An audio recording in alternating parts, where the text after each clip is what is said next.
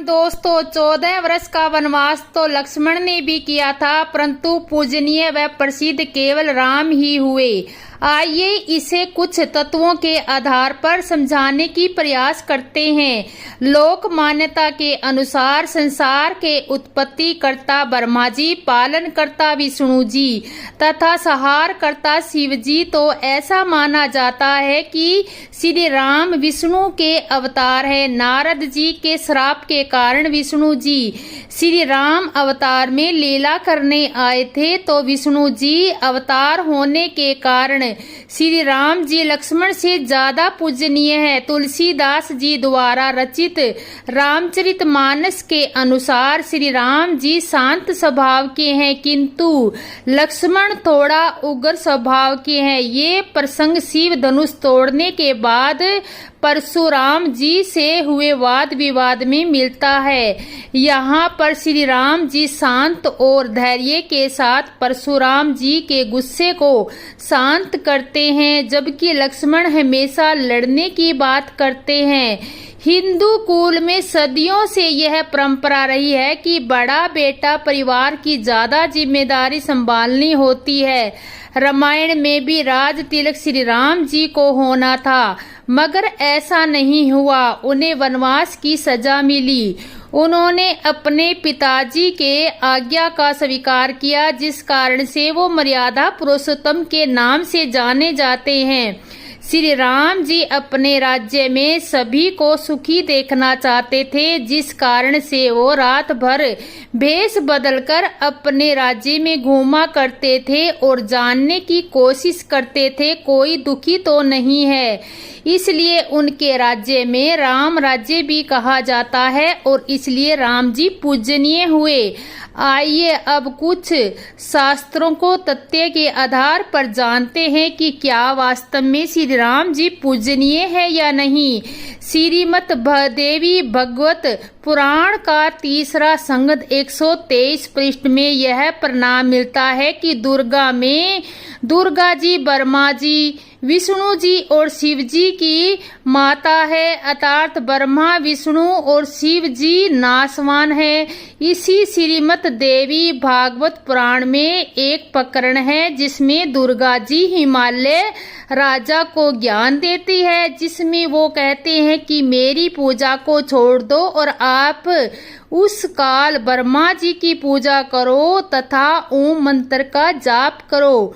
पवित्र गीता की अध्याय 8 के श्लोक में 13 में काल ब्रह्मा जिसकी भक्ति करने के लिए दुर्गा जी हिमालय को बता रही है, अपना एक ओम मंत्र बताया है। लेकिन फिर अध्याय 18 के श्लोक में 62 में गीता ज्ञान दाता के साधक को अपने से अन्य पूर्ण परमात्मा के शरण में जाने का निर्देश दिया है। पवित्र गीता की अध्याय 17 के श्लोक 23 में पूर्ण परमात्मा का वास्तविक मंत्र बताया है, जिसका जाप करने से साधक पूर्ण मोक्ष प्राप्त करेगा। पूर्ण परमात्मा तथा पूर्ण मोक्ष के विषय में अधिक जानकारी के लिए आप संत रामपाल जी की महाराज द्वारा लिखित पवित्र पुस्तक ज्ञान गंगा अवश्य पढ़िए। कैकेयी ने राम को वनवास क्यों दिया था? क्या इसके पीछे उसका कोई निजी स्वार्थ था? रामायण में हम सुनते हैं कि मंथरा ने कैकेयी को भड़काया, जिसके बाद कैकेयी के मन में ये बात आई कि राम को वनवास भेजा और अपने पुत्र को राम को वनवास भेजा जाए और अपने पुत्र भरत को राजा बनाया जाए। जिसके बाद कैकेयी ने राजा दशरथ से ये 2 वर मांगे थे। जैसे बॉलीवुड पहले स्क्रिप्ट लिखी जाती है, उसके बाद अभिनेता अपना अभिनय करते हैं, ठीक उसी प्रकार रामायण की स्क्रिप्ट पहले लिखी जा चुकी थी। नारद जी ने भगवान विष्णु को श्राप दिया था कि आप एक जीवन अपनी स्त्री के वियोग में बिताओगे। वही श्राप भगवान विष्णु को दशरथ पुत्र राम के रूप में भोगना पड़ा। शादी हुई, शादी के बाद वनवास हुआ। वनवास में सीता जी का हरण, रावण के साथ युद्ध और फिर अयोध्या में वापसी, सीता जी को घर से निकालना, यह सब स्क्रिप्ट पहले लिखी जा चुकी थी। कई तो केवल एक इस फिल्म की एक पात्र थी जिसने अपना रोल निभाया। यह विधि का विधान था जिसे श्री राम नहीं बदल पाए। इसलिए परमात्मा कबीर साहिब जी कहते हैं कि तुम कौन राम का नाम जपते जाप, ताते कटे ना तीनों ताप, श्राप दे देना तीन ताप के अंतर्गत आता है। नारद जी के श्राप को विष्णु जी नहीं काट सके, राम रूप में भोगना पड़ा। इसलिए कबीर साहिब जी ने कहा है कि आप ऐसे भगवानों की भक्ति के लिए जो कर रहे हो, अपने कर्म फल का भी नाश नहीं कर सकते, तो आपकी मुक्ति कैसे होगी? वह परमात्मा कौन है जो आप धर्म कंड का पाप कैसे हो सकता है? वह परमात्मा कौन है जो पाप कर्म दंड को भी काट सकता है, काल के बंधन से छुड़ा सकता है? उसका नाम है पूजा। की विधि क्या है जानने के लिए अवश्य सुनिए। बिलियन ईयर वर्ष पुराना हो चुका है हमारा ब्रह्मांड, क्योंकि बिग बैंग में तब हुआ। अगर हम हिंदू समय गणना के मंतवर सबसे बड़ी समस्या इकाइयों में से एक है। माता कैकेयी ने राजा दशरथ से श्री राम जी के लिए 14 वर्ष का ही वनवास क्यों मांगा, 13 या 15 का क्यों नहीं? हिंदू धर्म में श्री राम को श्रेष्ठ पुरुष माना जाता है क्योंकि भगवान विष्णु जी ने श्री राम के रूप में जन्म लेकर मानव जाति का उद्धार किया था। सभी जानते हैं कि त्रेता युग में भगवान राम को जो 14 सालों का वनवास हुआ था वो बहुत ही दुखमयी था और ऐसा कोई पिता अपने बेटे के साथ नहीं कर सकता। महाराज दशरथ ने अपने सबसे प्रिय पुत्र को 14 वर्ष का वनवास दिया और खुद बीमारी के वनवास में चले गए क्योंकि उन्होंने अपनी रानी कैकेयी के वचन को पूरा करने के लिए ऐसा किया था। मगर आपने ये कभी सोचा है कि कैकेयी ने भगवान राम का वनवास 14 वर्ष का ही क्यों मांगा था? ये 12 या 15 सालों का भी हो सकता था। इसके पीछे एक कारण था जो आज हम आपको बताने वाले हैं। इसे जानकर आपको भी यकीन होगा कि हर बात के पीछे कोई ना कोई जरूर कारण होता है। भगवान राम का वनवास 14 ही क्यों? भगवान राम का वनवास 14 वर्ष ही क्यों? कैकेयी ने जब राजा दशरथ से श्री राम के लिए 14 वर्षों का वनवास मांगा था, इसके पीछे प्रशासनिक कारण बताया जाता है। रामायण की कहानी त्रेता युग के समय की है जब प्रशासनिक और पर एक नियम हुआ करता था कि अगर कोई राजा 14 वर्षों के लिए अपना सिंहासन छोड़ देता है तो उसे राजा बनने का अधिकार नहीं रहता। कैकेयी ने राजा दशरथ से श्री राम के लिए 14 वर्ष का वनवास बहुत ही सोच समझकर मांगा था कि जब श्री राम वनवास काट कर वापस आएंगे तब उन्हें राजा बनने का अधिकार नहीं रहेगा और उनका बेटा भरत राजगद्दी पर बैठ जाएंगे। हालांकि भरत ने ऐसा नहीं होने दिया और उन्होंने उस राजगद्दी को वैसे ही छोड़ दिया और खुद भी वनवास की तरह जीवन बिताने लगे। फिर जब श्री राम वनवास काटकर वापस आए तब भरत ने पूरे समाज के साथ भगवान राम को उनका सिंहासन वापस कर दिया। भगवान राम ने अपना राज सिंहासन संभाला और अपना राजपाट भी। ऐसा ही द्वापर युग में भी हुआ था जब राजा 13 साल के लिए अपना राजकाज छोड़ देता है तथा उसका शासन अधिकार खत्म हो जाता है और इसी नियम की वजह से दुर्योधन ने पांडवों के लिए 12 सालों का वनवास 1 साल का अज्ञातवास की बात रखी थी। माता कैकेयी ने राजा दशरथ से रामचंद्र जी के लिए 14 वर्षों का वनवास ही मांगा था, 13 या 15 का भी नहीं मांगा। कैकेयी देश के राजा अश्वपति की पुत्री कैकेयी थी। देखा जाए तो कैकेयी के 2 वर ने ही रामायण की कहानी को महत्वपूर्ण दिशा दी। एक वर की राम को 14 वर्ष का वनवास और भरत को अयोध्या का राजा बनाना। कैकेयी ने जब राजा दशरथ से राम के लिए 14 वर्ष का वनवास मांगा तो इसके पीछे 3 मुख्य कारण बताए जाते हैं।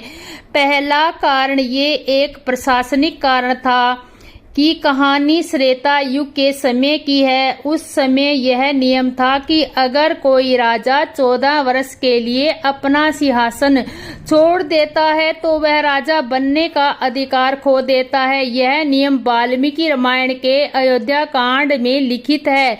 कैकेयी यह बात जानती थी, अतः उसने ठीक 14 वर्ष का वनवास ही मांगा। यह अलग बात है कि बाद में भरत ने सिंहासन पर बैठने से मना कर दिया और वनवास समाप्त करने के बाद राम ही सिंहासन पर बैठे। इसी प्रकार अगर द्वापर युग में यह नियम था कि अगर कोई राजा 13 साल के लिए अपना राजकाज छोड़ देता है तो उसका शासन अधिकार खत्म हो जाता है। इसी नियम की वजह से दुर्योधन ने पांडवों के लिए 14 वर्ष का वनवास और 1 वर्ष का अज्ञातवास की बात रखी है। अब बात करते हैं कलयुग यानी आज के समय की।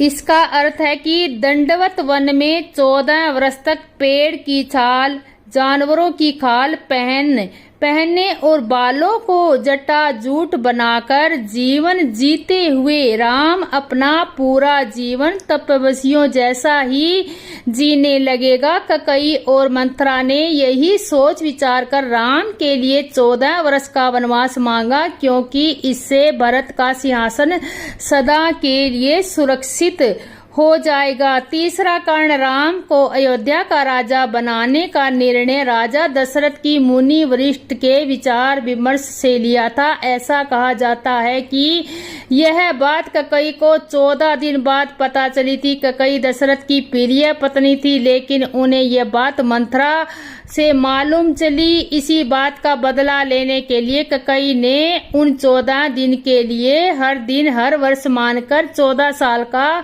वनवास राम के लिए मांगा था। वाल्मीकि रामायण में एक श्लोक के अनुसार सीता जी रावण से संवाद के दौरान बताती है कि उन्होंने राजा दशरथ के महल में अपने पति के साथ 12 वर्ष बिताए और उनके पति उनसे 7 वर्ष बड़े हैं और वनवास के प्रशासन के वक्त उनकी सीता जी की आयु 18 वर्ष रही और इस हिसाब से राम जी की आयु उस वक्त 25 वर्ष थी। सीता जी का जब राम जी से विवाह हुआ तब सीता जी की आयु 6 वर्ष थी और इन आंकड़ों के हिसाब से वनवास के वक्त सीता जी की आयु 18 वर्ष और राम जी की आयु 25 वर्ष मानी जाती है। लेकिन भक्ति विकास ट्रस्ट द्वारा अनुवादित वाल्मीकि कृति रामायण में, जिसकी अनुवादिका श्रीमती कुंती मिश्र है, जिन्होंने इसका अनुवाद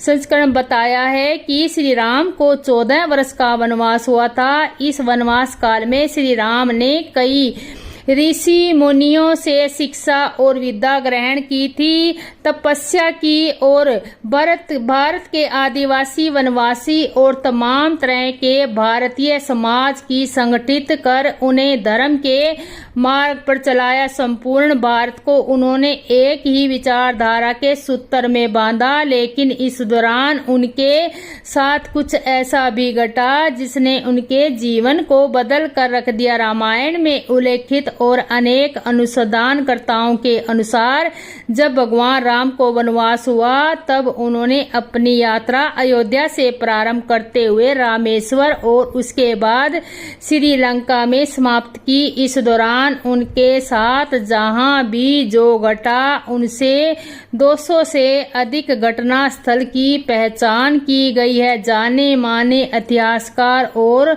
पुरातत्वशास्त्री अनुसंधान डॉक्टर राम अवतार ने श्री राम और सीता के जीवन की घटनाओं से जुड़े ऐसे 200 से अधिक स्थानों का पता लगाया है जहां आज भी तत्संबंधी स्मारक स्थल विद्यमान है। जहां श्री राम और सीता रुके या रहे थे वहां के स्मारकों, भित्ति चित्रों, गुफाओं आदि स्थानों के समय काल की जांच पड़ताल वैज्ञानिक तरीकों से की। आओ जानते हैं कुछ प्रमुख स्थानों के बारे में। राम को जब वनवास हुआ तो वाल्मीकि रामायण और शोधकर्ताओं के अनुसार सबसे पहले तमसा नदी पहुंचे, जो अयोध्या से 20 किलोमीटर दूर है। इसके बाद उन्होंने गोमती नदी पार की और प्रयागराज इलाहाबाद से 20-22 किलोमीटर दूर वे श्रीगेवपुर पहुंचे, जो निषादराज गुहू का राज्य था। यहीं पर गंगा के तट पर उन्होंने केवट से गंगा पार करने को कहा था। इलाहाबाद से 22 मील लगभग 35 किलोमीटर उत्तर पश्चिम और स्थिति सिंगरौर नामक स्थान ही प्राचीन समय में श्रीगेवपुर नामक से परिज्ञात था। रामायण में इस नगर का उल्लेख आता है कि अगर गंगा घाटी पर तट पर स्थित था। महाभारत में इसे तीर्थस्थल कहा गया है। इलाहाबाद जिले में ही कुरही नाम एक स्थान है जो सिंगरौर के निकट गंगा नदी के तट पर स्थित है। गंगा के उस पार सिंगरौर तो इस पार कुरही। सिंगरौर में गंगा पार करने के पश्चात श्री राम इसी स्थान पर उतरे थे। दूसरा पड़ाव चित्रकूट के घाट पर। कुरही के आगे चलकर श्री राम अपने भाई लक्ष्मण और पत्नी सहित प्रयाग पहुंचे। प्रयाग को वर्तमान में इलाहाबाद कहा जाता है, जहां गंगा जमुना का संगम स्थल है। हिंदुओं का यह सबसे बड़ा तीर्थ है। चित्रकूट वह स्थान है जहां राम को मनाने के लिए भरत अपनी सेना के साथ पहुंचते हैं। तब जब दशरथ का देहांत हो जाता है, भरत यहाँ से राम की चरण पादुका लेकर जाकर उनकी चरण पादुका रखकर राज्य करते हैं। तीसरा पड़ाव अत्रि ऋषि का आश्रम। चित्रकूट के पास संतना मध्य प्रदेश स्थित अत्रि ऋषि का आश्रम था। महर्षि अत्रि चित्रकूट के तपोवन में रहा करते थे। वहां श्री राम ने कुछ वक्त बिताया। अत्रि ऋषि श्रीगेव के पंचमंडल के सृष्टा है। अत्रि ऋषि की पत्नी का नाम है अनसुया, जो दक्ष प्रजापति की 24 कन्याओं में से एक थी। चित्रकूट की मंदाकिनी, गुप्त, गोदावरी, छोटी पहाड़ियां, कदराव आदि से निकलकर भगवान राम पहुंच गए घने जंगलों में।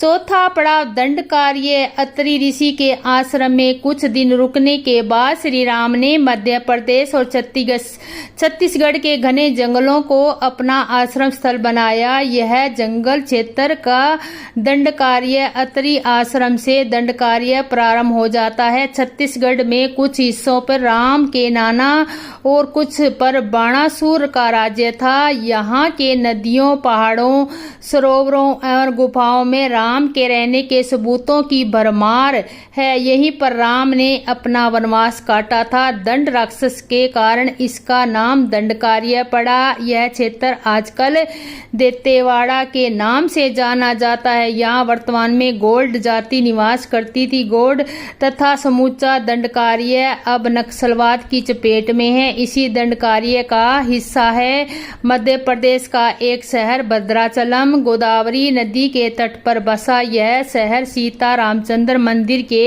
नाम से प्रसिद्ध है। यह मंदिर भद्रगिरी पर्वत पर है। कहा जाता है कि श्री राम ने अपने वनवास के दौरान कुछ दिन भद्रगिरी पर्वत पर ही बिताए थे। स्थानीय मान्यता के मुताबिक दंड कार्य में आकाश में ही रावण और जटायु का युद्ध हुआ और पौराणिक विधि के अनुसार त्रेता युग का यह नियम था कि यदि कोई 14 वर्ष तक कोई व्यक्ति अपने अधिकार की संपत्ति पर आशिक नहीं रहता और कोई अन्य व्यक्ति उस संपत्ति पर 14 वर्ष तक निर्बोध कायम रहता है, तो उस संपत्ति पर आशिक व्यक्ति का ही अधिकार हो जाता है। द्वापर में यह विधि 13 वर्ष के लिए मानी गई है। इसलिए पांडवों को 12 वर्ष का वनवास और 1 वर्ष का अज्ञातवास दिया गया था, जो कि पूर्ण नहीं हो सका। भगवान श्री राम त्रेता युग में हुए और उस युग में जाने से पूर्व मैं आपको द्वापर युग में लिए चलता हूँ। द्वापर में भी पांडवों को इसी तरह 14 साल का वनवास दिया गया था और जिससे अंतिम 1 वर्ष अज्ञातवास में सम्मिलित था। जय